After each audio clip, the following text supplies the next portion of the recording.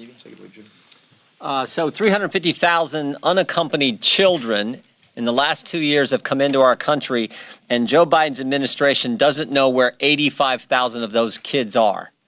That is, they don't know where they are, and those that they do know where they are, there is no vetting process for the homes and the places these children go to, no follow-up other than a phone call to these places. Our bill is designed to stop that. And understand this, too, as the leader mentioned. This is the result of intentional policies this administration has started from day one. As Steve mentioned, day one, they said no more wall, no more remain in Mexico. You get to our country, you're going to be released somewhere into the country.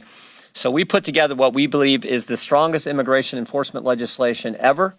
It deals with the unaccompanied alien children issue I just talked about. It deals with the Flores situation, deals with asylum, E-Verify, parole authority, and of course the Remain in Mexico policy, as well as visa overstay issues. We think it's a strong bill that will correct the problem I described and correct the problems we have seen now the entire 2 years of this administration. And I really want to thank, as Steve mentioned, this was a team effort. I really want to thank the members on our committee, Mr. McClintock, Mr. Biggs, Mr. Johnson, Mr. Roy, Mr. Tiffany, Mr. Moran, Mr. Bentz, and then two individuals not on the committee, Mr. Carter and Mr. Calvert, for sponsoring the elements that became this piece of legislation, which is going to get combined, I believe, with the good work that Mr. Green has done in his committee and the bill they passed, I guess, this morning out of their committee.